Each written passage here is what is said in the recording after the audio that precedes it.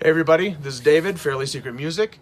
Today I'm going to do a repeat offenders video that was inspired by MetalMickey and a new guy started subscribing to called Rock Scout. But first I want to talk about two albums that I bought today.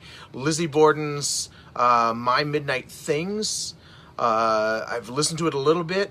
At first I wasn't too thrilled with it when I heard the first single about a month ago, but I listened to it again because I was listening to some Lizzie Borden and decided, yeah, I'm going to give it a shot, you know. Oh, by the way, this is my friend Jeff's band, Courier Flux, that I have a t-shirt on. I don't know if you can see that. It's pretty cool. But Lizzie Borden is playing guitar, he's playing bass guitar, he's doing vocals, his brother is doing drums, and another guy is doing keyboards. So he doesn't actually even have a full band on this one. He's doing just about everything, which is kind of cool, because that's what I do. Larry Graham and Graham Central Station, Raise Up. I've been putting off buying this album for a while because it was kind of expensive. It was like $14.95 or something like that. I got it for $11.99 today, and I saw it was going for about $30 on eBay, not eBay, Amazon. It's got prints on like 3 tracks or something like that, so I think that's kind of what has made it more interesting. I'm more interested in the fact that it's Larry Graham from Sly and the Family Stone. So, my repeat offenders. I'm going to do this as fast as possible so I don't have like a half-an-hour video, but I couldn't pick 10. I had to go with 20. So, first one, Fate's Warning, No Exit. I can go back to this album over and over again. I will listen to it repeatedly. I have listened to it countless times in a row. The very last portion of the album makes me nostalgic for the rest of it. Also, Fate's Warning, Perfect Symmetry. Same thing.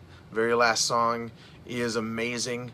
Granted, if they really wanted me to really get nostalgic for the whole album, they would have put Worlds Apart at the end, but I think Nothing Left to Say was a good closer.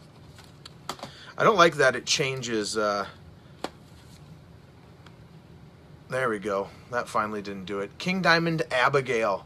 This definitely has a closer that makes me want to listen to the album again. Funny thing is, I bought this, my mom bought it for me on cassette when I was in 9th grade. I had accidentally spilled pop all over my friend's 2 Battlezone, Paul Di'Anno Battlezone cassettes, and when we were out looking and getting replacement copies, I saw this and asked her if she would buy it. We listened to this, me and my friend Rob listened to this probably 6 times while playing Games Workshop's Talisman that Christmas, because I got that for Christmas also. Last Crack's Burning Time. This album was in my rotation, especially in 1991, constantly. You couldn't get in my car without having to hear this album. In time, I'm getting kind of pickier. There are a couple tracks on here that I'm kind of about, but the very first track makes it, actually the very first 3, 4, 5 tracks make it so worth it. This album is amazing. You've probably seen me talk about Thought Industry. This album is called Mods Carve the Pigs, Assassins, Toads, and God's Flesh. Most of the albums that I have really good closers. This one has an amazing instrumental closer, and I just love it. It's so good. I just listened to this probably 8 times last week. Seduce, Too Much Ain't Enough. For the most part, there aren't a lot of like hair metal or sleazy kind of rock bands that I will listen to over and over again. This album is one of them. This has the song Slider as the last track. to the album, so that is the one thing against it. But for as far as cover songs go, it's fantastic.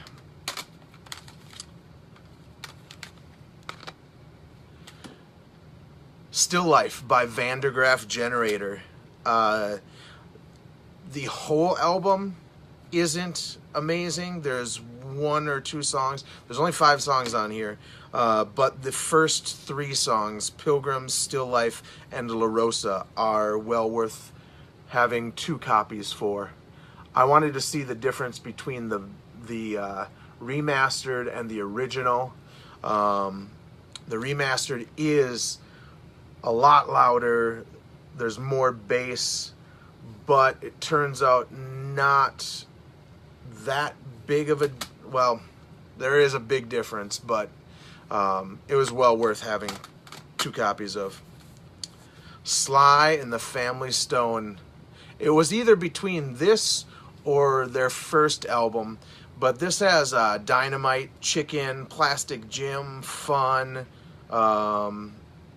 Into My Own Thing, Life. It's just got a lot of great songs on it. The first album has Underdog, which is still my favorite Sly and the Family Stone song, but this one I will go back to time and time again. Strangely enough, Counting Crows' first album, August and Everything After, and actually the version of this album kind of that I go back to more now is the live recording of them doing the whole album front to back.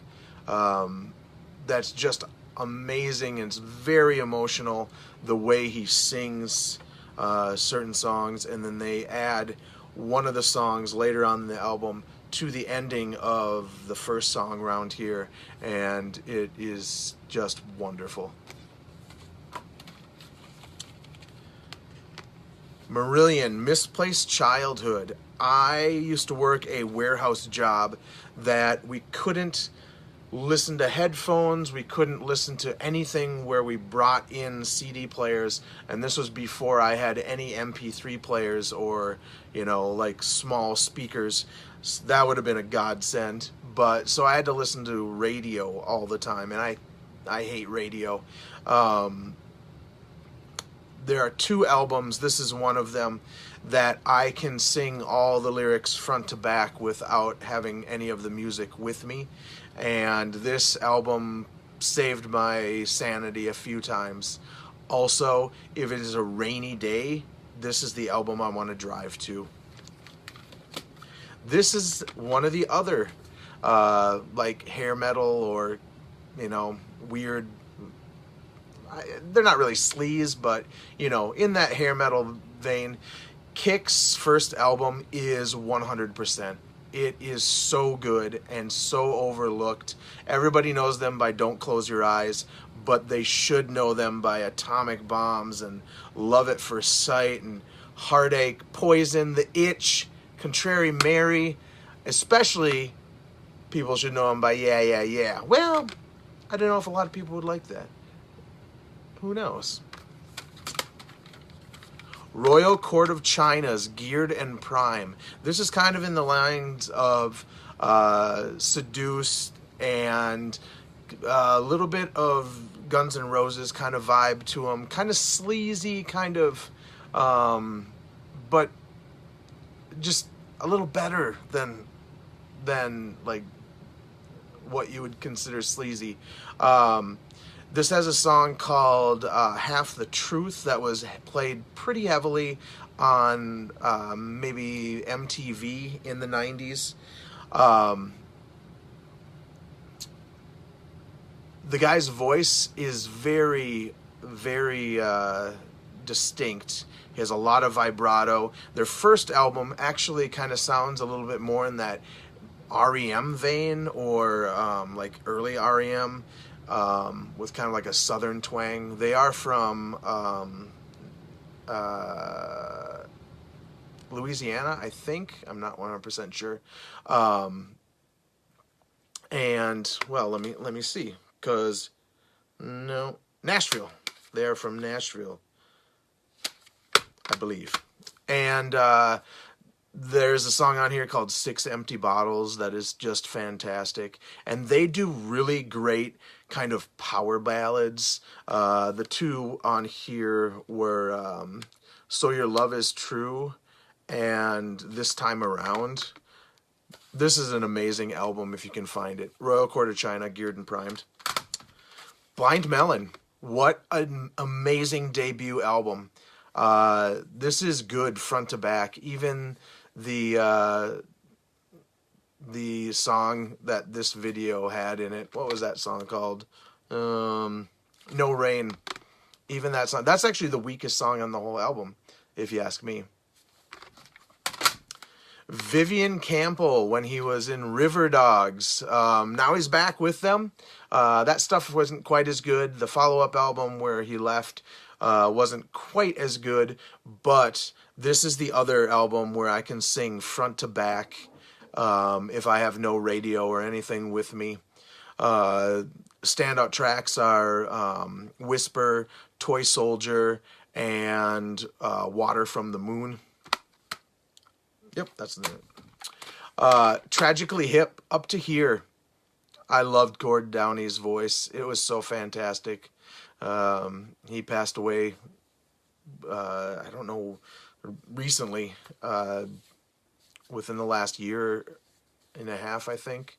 And this album I bought at a 24-hour, like, grocery store / kind of like Target is now, and they had some of the most amazing albums ever. They I think I bought Hellstar's Nosferatu, which kind of should be in this list, but I decided not as much anymore. But Tragically Hip, Up to Here, New Orleans is Sinking, and Another Midnight, I believe, is the song that he says, she makes love hard like an enemy. Thin Lizzy, Black Rose. What songs on here aren't good? The answer is none. And the title track is so absolutely amazing. This is kind of odd having a live album in the group, but David Sylvian and Robert Fripp's Damage. It came in this crazy box, cardboard box. That was the booklet with a lot of not liner notes, a lot of pages, and the lyrics to the two songs that weren't on the album. They also played a lot of David Sylvian's solo stuff. And in the live video, they do Exposure. That was on Robert Fripp's solo album. They actually make all the David Sylvian stuff way better than the studio stuff. Studio versions, I should say. So good. There is a remixed and remastered version of Sylvian Fripp Damage.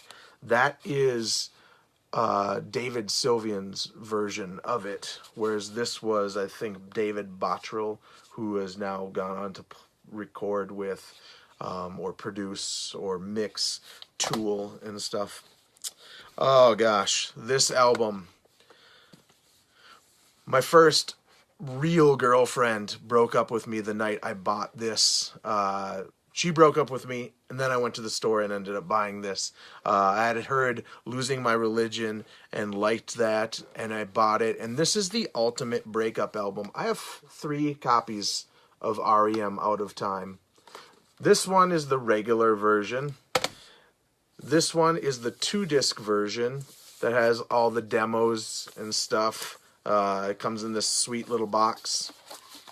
I like that. And then this is the 5.1 surround sound for DVD. At one point I couldn't do surround sound in Blu-ray, but now I can. But this, I've looked on the Hoffman forums, and normally Hoffman forums people are pissing on stuff all over the place.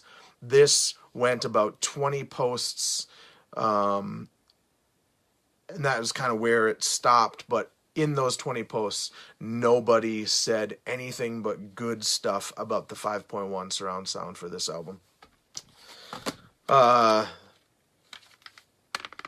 Band called Lonely Wild. I found these guys on Bandcamp.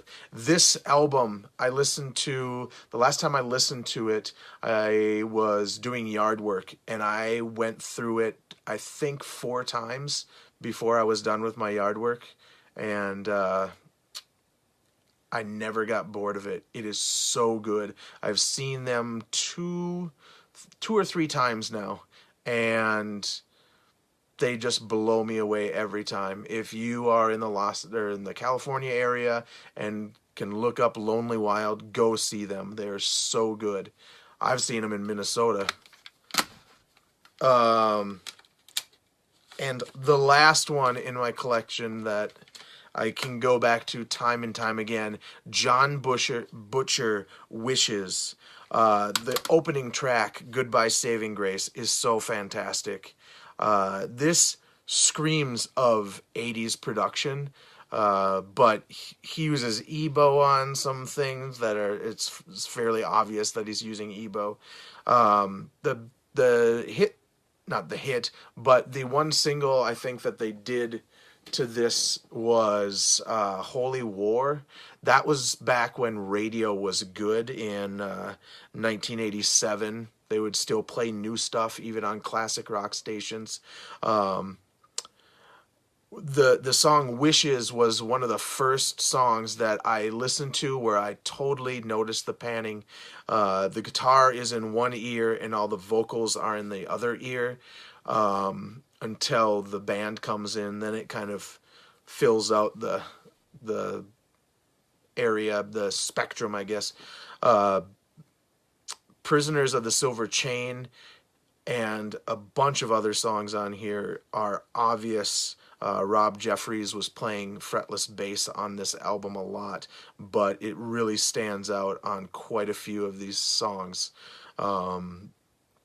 This is really hard to find in the wild, as I call it, meaning not on eBay or Discogs or whatever.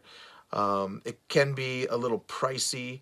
The really difficult portion is finding samples because there's not a lot of John Butcher Wishes on YouTube.